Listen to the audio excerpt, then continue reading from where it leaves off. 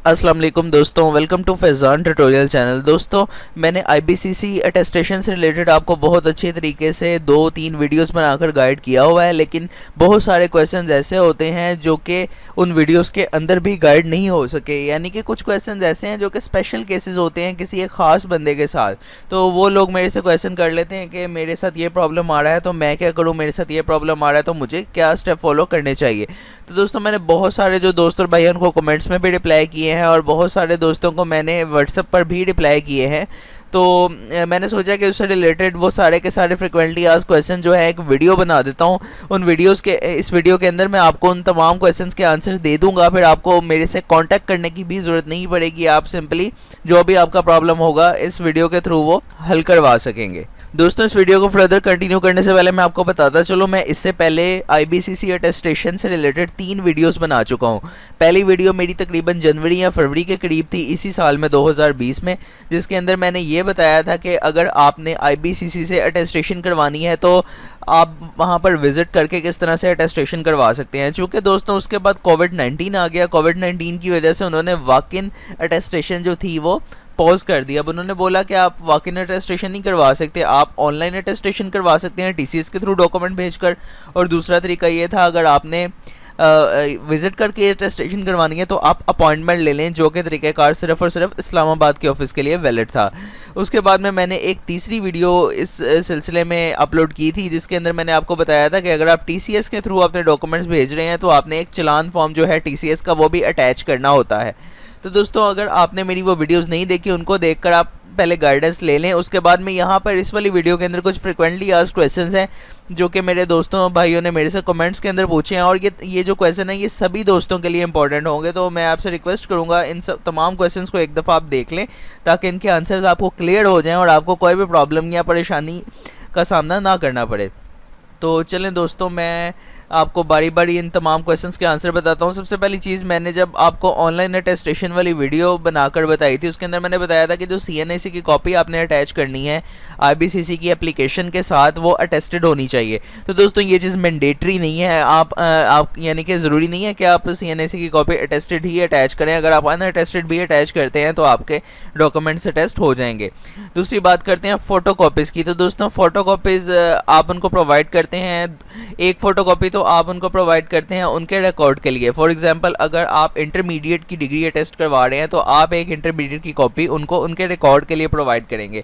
तो दोस्तों, ज़रूरी नहीं है कि वो वाली फ़ोटो कॉपी भी आप किसी से अटेस्ट करवाएं। अगर आप नहीं भी अटेस्ट करवाते तो भी कोई प्रॉब्लम नहीं होगा। इसके अलावा कुछ कॉपीज़ आपने आईबीसीसी से अटेस्ट करवानी होती हैं, अक्सर उसके लिए भी आप एक्स्ट्रा कॉपीज़ अटैच करते हैं, तो उनको भी पहले किसी भी 17वें स्केल के ग्रेड ऑफिसर से अटेस्ट करवाना ज़रूरी नहीं है। लेकिन दोस्तों, अगर आप सीएनएसी की कॉपी और तमाम कॉपीज़ को अटेस्ट करवा लेते हैं किसी 17वें ग्रेड के ऑफिसर से, तो फिर ये एक बहुत ही अच्छी बात है। आप करवा लें तो अच्छी बात है, अगर आप नहीं भी करवाते तो भी कोई प्रॉब्लम नहीं होगा। दूसरे नंबर पर बात करते हैं आईबीसीसी फ़ीस सबमिशन के हवाले से। इस बारे में मैंने कभी भी अपनी वीडियोज़ के अंदर इससे पहले नहीं बताया। दोस्तों, आईबीसीसी की जो फ़ीस सबमिशन है उसके लिए इनकी जो वेबसाइट है आईबीसीसी के, उसके ऊपर कुछ ब्रांचेस दी हुई हैं। उन्होंने लिखा हुआ है कि आप आईबीसीसी की जो फीस है ना वो इन्हीं ब्रांचेस में सबमिट करवाएं। तो दोस्तों, इससे कई भाई दोस्त परेशान हो जाते हैं। मैं आपको सजेस्ट करूंगा कि आप वो वाली ब्रांचेस को देखें भी ना तो भी कोई प्रॉब्लम नहीं होगा। हाँ, मैंने इस बारे में आईबीसीसी वालों से कंफर्म किया था। उन्होंने बोला था कि आपने जो फ़ीस है हमारी आईबीसीसी की, ये किसी भी ब्रांच के अंदर सबमिट करवा देनी है, बस वो नेशनल बैंक ऑफ पाकिस्तान की ब्रांच होनी चाहिए। तो दोस्तों, जो डेजिग्नेटेड ब्रांचेस हैं जो कि उन्होंने वेबसाइट के ऊपर मेंशन की हुई हैं, फ़र्क सिर्फ इतना है कि वो ब्रांचेस आपसे जो फ़ीस है वो इजीली सबमिट कर लेंगी। आप सबमिट करवा के उसकी जो रसीद होगी वो आईबीसीसी को भिजवा सकते हैं। लेकिन दोस्तों, अगर डेजिग्नेटेड ब्रांचेस के अंदर जो ब्रांच है जहाँ फ़ीस सबमिट करवाना चाह रहे हैं वो नहीं आती, तो भी कोई मसला नहीं होगा, आईबीसीसी वाले उसकी फ़ीस को भी एक्सेप्ट कर लेंगे। लेकिन वहाँ पे मसला आपको ये हो सकता है कि आप जब उस ब्रांच में जाके फ़ीस सबमिट करवा रहे होंगे, हो सकता है वो वाले ब्रांच वाले आपसे फ़ीस सबमिट करें ही ना। वो बोलेंगे भाई ये हमारे अंडर नहीं आता, आप ये स्पेसिफिक ब्रांच में जाकर ही फ़ीस सबमिट करवाएं। तो दोस्तों, इसका तरीक़ाकार ये है कि आप उनसे थोड़ी सी मिन्नत कर लें कि जी मेरे से अगर वो ब्रांच काफ़ी दूर है तो आप उनको बोल दीजिए कि ब्रांच मेरे घर से काफ़ी दूर है, तो काइंडली आप मेरी यहाँ पर ही फ़ीस सबमिट कर लें, मुझे बहुत ज़्यादा दूर जाना पड़ेगा। जैसे कि मेरे एक दोस्त हैं, उनके साथ हुआ था। उन्होंने मुझे बताया था कि इस तरह से मेरे जो जो डेजिग्नेटेड ब्रांच है वो तकरीबन 200 किलोमीटर दूर है मेरे घर से। तो मैंने बोला वो तो आपको बहुत दूर पड़ जाएगा।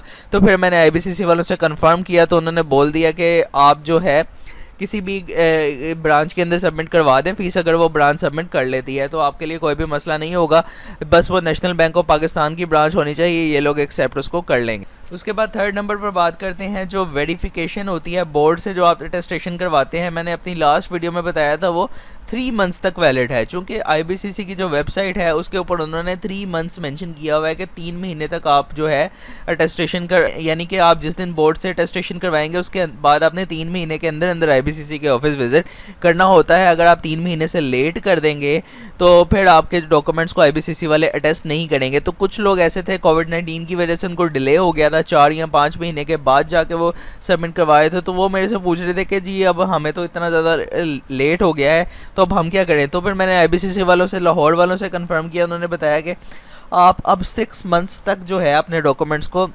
सबमिट करवा सकते हैं, यानी जिस डेट पर आपकी बोर्ड से अटेस्टेशन होगी उसके बाद 6 महीने के अंदर अंदर जो है आईबीसीसी वाले अटेस्टेशन को एक्सेप्ट कर लेंगे। उसके बाद दोस्तों कुछ दोस्त और भाई ऐसे होते हैं जो कि स्टार्ट में अपनी सिर्फ ओरिजिनल डिग्रीज़ को अटेस्ट करवा लेते हैं, जैसे कि सिर्फ मैट्रिक की ओरिजिनल करवा ली, फिर सिर्फ इंटर की ओरिजिनल करवा ली। जब आप सिर्फ ओरिजिनल डिग्रीज़ को टेस्ट करवा लेते हैं, फ़ोटोकॉपीज़ को टेस्ट नहीं करवाते, तो बाद में आपको कभी ना कभी कॉपीज़ को टेस्ट करवाने की ज़रूरत पड़ जाती है। तो इस केस में मेरे से दोस्तों ने सवाल किया था कि मैंने ओरिजिनल डिग्री तो पहले से टेस्ट करवा ली हुई है, मैं कॉपीज़ करवाना चाहता हूं, तो क्या मुझे कॉपीज़ करवाने के लिए भी सील्ड इन्वेलप रिक्वायर्ड होगा बोर्ड की तरफ से? तो दोस्तों इसका जवाब है नहीं, आपको फ़ोटो कॉपीज़ को टेस्ट करवाने के लिए कोई भी सील्ड इन्वेलप रिक्वायर्ड नहीं होगा। सील्ड इन्वेलप सिर्फ आपको फर्स्ट टाइम जब आप ओरिजिनल डिग्री से टेस्ट करवा रहे होते हैं उस वक्त रिक्वायर्ड होता है। अब जब आप फ़ोटोकॉपी सिर्फ टेस्ट करवाना चाह रहे हैं तो फिर क्या तरीक़ाकार होगा, आपको आपकी जो ओरिजिनल डिग्रीज़ हैं जो कि पहले से आईबीसीसी से अटेस्टेड हैं वो भी साथ भेजनी पड़ेंगी, और साथ ही साथ आपको जो फ़ोटोकॉपीज़ आप टेस्ट करवाना चाहते हैं वो भी भेजनी पड़ेंगी, और साथ जो भी डॉक्यूमेंट्स मैंने अपनी ऑनलाइन अटेस्टेशन वाली वीडियो में बताए हुए हैं वो सारे डॉक्यूमेंट्स आप साथ उसके अटैच करेंगे। अच्छा, उसके बाद दोस्तों जो टीसीएस वाले हैं, जब हम लोग टीसीएस के थ्रू डॉक्यूमेंट्स आईबीसीसी के ऑफिस भिजवा रहे होते हैं तो वो लोग नॉर्मली क्या करते हैं, आपको डॉक्यूमेंट्स आपके घर के ऊपर वापस नहीं भेजते। ये एक जनरल सी इन्फॉर्मेशन है जो कि मैं आपको दे रहा हूँ। नॉर्मली डॉक्यूमेंट जब आईबीसीसी से वापस आ जाते हैं टेस्ट होने के बाद तो टीसीएस के ऑफिस वाले अपने पास होल्ड करते हैं और आपको कॉल या मैसेज करके बता देते हैं कि फ़लाँ टीसीएस के ऑफिस में आपके डॉक्यूमेंट आ गए, आप यहाँ से कलेक्ट कर लें, तो फिर आप जाकर वहाँ से कलेक्ट कर लेते हैं। उसके बाद दोस्तों जो सील्ड इन्वेलप होते हैं वो डायरेक्टली कुछ बोर्ड होते हैं वो आईबीसीसी को भिजवा देते हैं। ये मेरे से तकरीबन 2-3 दफ़ा डिफरेंट लोग क्वेश्चन कर चुके हैं। मेरे पास एक मुल्तान बोर्ड का बंदा आया था जिसने मुझे बोला था कि हमारा जो बोर्ड है मुल्तान बोर्ड वो सील्ड इन्वेलप डायरेक्टली आईबीसीसी को भिजवा देता है। अब सील्ड इन्वेलप हमारे पास तो नहीं है, अब हम क्या करें टेस्टेशन करवाने के लिए? तो मैंने मुल्तान बोर्ड वालों से डायरेक्टली कॉल करके उनसे कंफर्म किया कि जी आप सील्ड इन्वेलप डायरेक्टली अगर आईबीसीसी भिजवा देते हैं तो फिर हमारे पास तो सील्ड इन्वेलप नहीं होगा, हम क्या करेंगे? हम सील्ड इन्वेलप के बगैर जो बाकी के डॉक्यूमेंट्स हैं फिर सिर्फ वही भिजवा दें। तो उन्होंने बोला कि हम एक सील्ड इन्वेलप जो होता है वो तो आईबीसीसी भिजवा देते हैं जो सा ऑफिस आपने मेंशन किया होता है, लेकिन हम एक सील्ड इन्वेलप आपको भी देते हैं। मतलब कि जो बंदा टेस्टेशन करवा रहा है बोर्ड से, एक सील्ड इन्वेलप उसको भी मिलता है। वो वाला जो सील्ड इन्वेलप आपको मिलेगा, आपने वही वाला सील्ड इन्वेलप साथ लेकर बाकी के डॉक्यूमेंट्स अटैच करके आईबीसीसी के अंदर वो डॉक्यूमेंट्स को सबमिट करवाना होगा। तो दोस्तों इस चीज़ से परेशान होने की ज़रूरत नहीं है कि आपका board directly IBCC sealed envelope भिजवा देगा। आपका जो बोर्ड है एक सील्ड इन्वेलप आपको भी देगा, चूँकि आपने उसके लिए पैसे पे किए हैं तो एक सील्ड इन्वेलप आपको भी मिलेगा। जो आपको मिलेगा वो वाला आपने आईबीसीसी को भिजवाना है। जो सील्ड इन्वेलप बोर्ड वाले डायरेक्टली आईबीसीसी को भिजवा देते हैं उसको आप भूल जाएँ, वो आपके किसी भी काम का नहीं है। बाकी इस तरह के जितने भी बोर्ड होते हैं जो डायरेक्टली सील्ड इन्वेलप आईबीसीसी को भिजवा देते हैं, वो जब आप बोर्ड से अटेस्टेशन करवा रहे होते हैं उसके अंदर भी मेंशन करते हैं जी कि आपने कौन से वाले आईबीसीसी से अटेस्टेशन करवानी है, ताकि वो वाले लोग भी सील्ड इन्वेलप उसी वाले आईबीसीसी के ऑफिस भिजवा सके। तो वहाँ पर आपने जो आईबीसीसी का ऑफिस होगा वो वही वाला सिलेक्ट करना होगा जहाँ पर आपने विजिट करके अपने डॉक्यूमेंट्स को अटेस्ट करवा। उसके बाद दोस्तों बात कर लेते हैं एफिडेविट की। ये एफिडेविट आपको किस वक्त रिक्वायर्ड होता है, ये चीज़ मैंने आपको वीडियो के अंदर बताई थी कि एफिडेविट आपको वब रिक्वायर्ड होगा जब आपकी जो डिग्रीज़ हैं वो रिवाइज्ड हों। यानी कि रिवाइज्ड होने का क्या मतलब है कि आपकी डिग्री गुम हो गई हो तब भी आपको एफिडेविट लगाना पड़ेगा, क्योंकि आपकी जो गुम हुई डिग्री है वो आपने टेस्ट पहले से नहीं करवाई हुई, आप नई डिग्री बोर्ड से निकलवा लेते हैं जो कि रिवाइज्ड डिग्री होती है, तो फिर भी आपको एफिडेविट लगाना पड़ेगा। दूसरे नंबर पर बात करते हैं कि आपने फॉर एग्जांपल अपने नाम के अंदर या डेट ऑफ बर्थ के अंदर चेंजिंग करवाई है तो भी आपकी डिग्री रिवाइज्ड हो गई, तब भी आपको एफिडेविट लगाना पड़ेगा। ये मतलब कि आपने अपने जो डिग्री है उसके अंदर कोई भी चेंजिंग की, फॉर एग्जांपल आपने मार्क्स इंप्रूव किए, तब भी आपकी जो डिग्री है वो रिवाइज्ड होगी। जब भी रिवाइज्ड का टाइटल उसके साथ लग जाएगा तो आपको एक एफिडेविट लगाना पड़ेगा।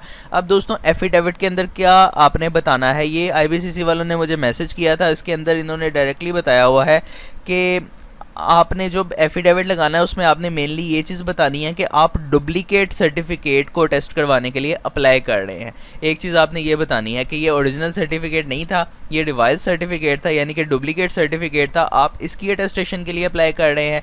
और दूसरी चीज़ आपने ये बतानी है अगर आपका सर्टिफिकेट गुम हुआ था या उस पर जो भी आपने यानी कि रिवाइज उसको किया था, उसमें मार्क्स इंप्रूव किए थे, जो भी था, आपने बताना है कि वो वाला जो पुराना सर्टिफिकेट था जिसके अंदर ये मसला था या मैंने ये इम्प्रूवमेंट की थी, तो वो वाला जो सर्टिफिकेट था वो पहले से IBCC से अटेस्टेड नहीं था। तो मेनली आपने ये दो चीज़ें उस एफिडेविट के अंदर बतानी है। दोस्तों कुछ दोस्तों ने मेरे से सवाल किया था कि जो हमारी ओरिजिनल डिग्री है इसको IBCC से अटेस्ट करवाने से पहले हमें कहीं और से भी क्या अटेस्ट करवाना पड़ेगा, किसी स्टारविंग ग्रेड के ऑफिसर से या किसी से भी? तो दोस्तों इसका जवाब है नहीं, आपको ओरिजिनल डिग्री कहीं से भी अटेस्ट नहीं करवानी पड़ेगी। ओरिजिनल डिग्री जो है आपकी वो सिर्फ IBCC वाले अटेस्ट करेंगे, और जब IBCC वाले अटेस्ट कर देंगे ओरिजिनल डिग्री, उसके बाद मिनिस्ट्री ऑफ फॉरेन अफेयर्स से आप करवा सकते हैं, लेकिन IBCC से पहले आपकी ओरिजिनल डिग्री कोई भी अटेस्ट नहीं करेगा। जो बोर्ड है वो भी सिर्फ फोटो कॉपी से अटेस्ट करके आपको देता है, वो भी ओरिजिनल डिग्री को अटेस्ट नहीं करता। उसके बाद में दोस्तों बहुत सारे दोस्त हैं जो TCS के थ्रू डॉक्यूमेंट्स को भिजवा रहे हैं, तो मुझे दोस्तों ने बताया कि हमें कितने दिन के अंदर डॉक्यूमेंट TCS की तरफ से रिसीव होते हैं। दोस्तों अगर आप नॉर्मल वर्किंग डेज़ में डॉक्यूमेंट्स भिजवाते हैं, तो अगर आप मंडे को भिजवाते हैं तो ट्यूसडे वेडनेसडे को छोड़ के थर्सडे तक आपको आपके डॉक्यूमेंट 3 दिन के अंदर अंदर वापस मिल जाते हैं। फिर समटाइम वीकेंड आ जाता है, छुट्टियाँ आ जाती हैं, तो फिर जो दिन है वो ज़्यादा लग सकते हैं। तो मुझे मिनिमम जो एक बंदे ने बताया था कि उसको 3 दिन लगे थे, जिस दिन उसने डॉक्यूमेंट भिजवाए थे उसके बाद 3 दिन के अंदर अंदर उसको डॉक्यूमेंट वापस मिल गए थे TCS के थ्रू। लेकिन एक दो लोग ऐसे भी थे जिन्होंने मुझे बताया था कि 10 से 12 दिन भी उनको लगे थे डॉक्यूमेंट्स वापस मिलते मिलते। तो आप मैक्सिमम 15 डेज़ रखें, आपको 3 से 15 डेज़ जो हैं वो डॉक्यूमेंट्स को रिसीव करने में लग सकते हैं। उसके बाद दोस्तों 10वें नंबर पे बात करते हैं सील्ड इनवेलप जो आपको बोर्ड वाले प्रोवाइड करते हैं। अगर वो सील्ड इनवेलप ओपन हो जाता है तो क्या उसको IBCC वाले एक्सेप्ट कर लेंगे? तो दोस्तों इसके बारे में मैंने उनसे कंफर्म किया, तो उन्होंने बोला था कि हम ओपन सील्ड इनवेलप किसी भी सूरत में एक्सेप्ट नहीं करेंगे। लेकिन दोस्तों मैं आपको सजेस्ट करूँगा, अगर आपसे सील्ड इनवेलप गलती से ओपन हो गया तो आप एक दफ़ा ट्राई ज़रूर कर लें, हो सकता है कि वो उसको एक्सेप्ट कर लें। उसकी वजह ये है, जब आप वॉक इन अटेस्टेशन करवाते थे, वहाँ विजिट करते थे, तो आप सील्ड इनवेलप वाला पैक भी उनको पकड़ाते थे, तो वो सील्ड इनवेलप को ओपन करते थे आपके सामने और डॉक्यूमेंट्स के साथ अटैच कर देते थे। मतलब ये है कि उन्होंने भी इसको डायरेक्टली ओपन ही करना होता है, आपके सामने ही ओपन करना होता है। अगर आपने पहले से ओपन कर भी दिया है तो मुझे नहीं लगता कि इससे कोई प्रॉब्लम पड़ेगा। हो सकता है कि वो इस चीज़ पर प्रॉब्लम करें, लेकिन मैं आपको रिकमेंड करूँगा आप एक दफ़ा ट्राई कर लें, चूँकि आपको नहीं तो अटेस्टेशन दोबारा करवानी पड़ेगी, दोबारा आपको सारे चार्जेस पे करने पड़ेंगे। अच्छा दोस्तों ये जो है 11th पॉइंट ये उनके लिए है जो सिर्फ और सिर्फ इंटरमीडिएट की डिग्री को टेस्ट करवाना चाहते हैं, अपनी मैट्रिक की डिग्री को टेस्ट नहीं करवाना चाहते। दोस्तों जो कि आप जानते हैं कि जब भी हम अब्रॉड जा रहे होते हैं स्टडी के लिए, फिर आपको आपकी तमाम डिग्रीज़ को IBCC से टेस्ट करवाना पड़ता है। लेकिन समटाइम ऐसा होता है कि लोग जॉब के लिए जा रहे होते हैं, तो अगर उनकी इंटरमीडिएट की डिग्री हाईएस्ट है तो वो सिर्फ इंटरमीडिएट की डिग्री को अटेस्टेड मानते हैं कि हमें सिर्फ इंटरमीडिएट की जो डिग्री है वही अटेस्टेड चाहिए, मैट्रिक की डिग्री टेस्ट करवाना ज़रूरी नहीं है। तो दोस्तों मैं ऐसे लोगों को पहले तो रिकमेंड करूँगा कि आप मैट्रिक और इंटर दोनों टेस्ट करवा लें। अगर आप मैट्रिक नहीं टेस्ट करवाना चाहते तो सिर्फ इंटरमीडिएट भी टेस्ट हो जाएगी, इसके लिए कोई भी मसला नहीं होगा। लेकिन इसके लिए शर्त ये है कि जो मैट्रिक की ओरिजिनल डिग्री है वो भी आपको एप्लीकेशन के साथ अटैच करनी पड़ेगी। अगर आप मैट्रिक की ओरिजिनल डिग्री उनको नहीं देंगे, आप सिर्फ इंटर की डिग्री देंगे और कहेंगे कि इसको टेस्ट कर दो, तो वो टेस्ट नहीं करेंगे। मैट्रिक की डिग्री को अटैच करना, ओरिजिनल डिग्री को अटैच करना इसके साथ ज़रूरी है। उसके बाद दोस्तों बात करते हैं challan generated from IBCC website is different from application. दोस्तों ये मेरे काफ़ी भाइयों के साथ हो चुका है मसला। नॉर्मली मैं आपको इसको इनकी वेबसाइट के थ्रू समझाता हूँ। यहाँ पर अगर मैं बात करूँ IBCC की वेबसाइट को मैं ओपन अगर करता हूँ तो यहाँ पर एक चलान जनरेट करने का ऑप्शन आता है, जो कि मैं आपको पहले भी दिखा चुका हूँ। यहाँ पर अगर हम बात करते हैं अप्लाई ऑनलाइन की, तो यहाँ पर ऑप्शन आता है जनरेट चलान्स की। तो यहाँ पर आकर आप लोग चलान्स को जनरेट कर सकते हैं। अटेस्टेशन पे अगर आप क्लिक करें, सबमिट करें, तो यहाँ से मेरे बहुत सारे दोस्त और भाई थे जिन्होंने अपने चलान जनरेट किए। जनरेट करने के बाद उन्होंने फ़ी जो थी वो सबमिट करवा दी। देखें यहाँ मैट्रिक की आप क्वांटिटी लिखें, इंटर की क्वांटिटी, ऊपर आप अपनी डिटेल्स लिखें, तो यहाँ से आप चलान जनरेट कर सकते थे। तो दोस्तों मेरे काफ़ी दोस्तों और भाइयों ने यहाँ से चलान जनरेट किए। जनरेट करने के बाद फ़ी बैंक में सबमिट करवा दी। उसके बाद उनको पता चला कि जी यहाँ से तो चलान हमने जनरेट कर लिया, अब ये इनका दूसरा एड्रेस है attest.ibcc.edu.pk। इसको ओपन करने के बाद यहाँ से इंग्लिश में जाने के बाद यहाँ पर हमें अपना अकाउंट क्रिएट करना पड़ता है। अकाउंट क्रिएट करने के बाद यहाँ से हम एट द एंड सिलेक्ट करते हैं कि हम TCS के थ्रू अप्लाई कर रहे हैं या अपॉइंटमेंट लेकर अप्लाई कर रहे हैं, तो वहाँ पर हमें एक दोबारा से नया चलान मिल जाता है। अब मसला ये है कि ये वाला जो चलान था जो आपने यहाँ से जनरेट किया था, इसका चलान नंबर कुछ और होगा। जो चलान आपको यहाँ से मिलेगा प्रॉपर अप्लाई करने के बाद, सारी डिटेल्स अपनी इंटर करने के बाद, इस चलान का नंबर कुछ और होगा।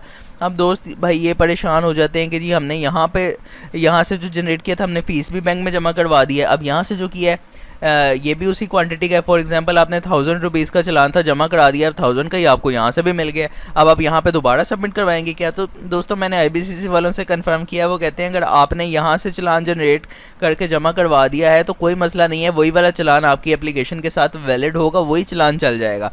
बस IBCC वाले ये चीज़ आपसे रिक्वायर करते हैं कि जो चलान है वो IBCC की वेबसाइट से बस जनरेट होना चाहिए। वेबसाइट पे चाहे आप यहाँ से जनरेट करें, चाहे आप यहाँ से जनरेट करें। दोस्तों अगर आपको पता नहीं था, आपने यहाँ से जनरेट कर लिया था, फिर तो ठीक है, अब आप यही वाला जमा करवाएं। लेकिन अगर आपको पता चल गया तो फिर आप यहाँ वाला जमा ना करवाएं चलान, फिर आप यहाँ से जो आपकी एप्लीकेशन के साथ जनरेट होगा वही वाला जमा करवाएं, चूँकि उसका एप्लीकेशन नंबर और आपका जो चलान का ऊपर एप्लीकेशन नंबर होगा वो दोनों मैच कर रहे होंगे। अच्छा, और दोस्तों आपसे एक रिक्वेस्ट थी, मैंने एक IBCC HEC अटेस्टेशन से रिलेटेड ग्रुप बनाया है जिसका लिंक मैं इस वीडियो की डिस्क्रिप्शन में दे दूँगा, तो आप उस ग्रुप को ज्वाइन कर लें। उसका फ़ायदा ये हो सकता है कि अगर आपको भी अटेस्टेशन से रिलेटेड हेल्प चाहिए तो वहाँ पे आप क्वेश्चन पूछ सकते हैं। दूसरा आप ये कर सकते हैं कि वहाँ पर जिन लोगों ने अपनी अटेस्टेशंस करवानी होंगी वो अपनी पोस्ट करके आपसे क्वेश्चन भी पूछ सकते हैं, आप उनको भी जवाब देकर गाइड कर सकते हैं। दोस्तों जैसे कि मैं आप लोगों को गाइड कर रहा हूँ इन चीज़ों के हवाले से, इसी तरह से बहुत सारे दूसरे दोस्त और भाई हैं, उनको भी गाइडेंस की ज़रूरत होती है। अगर आप एक दफ़ा डॉक्यूमेंट से टेस्ट करवा लेते हैं तो आप भी उनको गाइड कर सकते हैं। तो मैं आपको सजेस्ट करूँगा आप उस ग्रुप को ज्वाइन कर लें। जिस तरह से आपकी हेल्प मैंने की है और लोगों ने की है, इसी तरह से आप भी दूसरों की हेल्प करें। तो दोस्तों उम्मीद है आपको मेरी ये वीडियो पसंद आई होगी। इस वीडियो को देखने का बहुत बहुत शुक्रिया। अपना ख्याल रखिएगा। अल्लाह हाफिज़।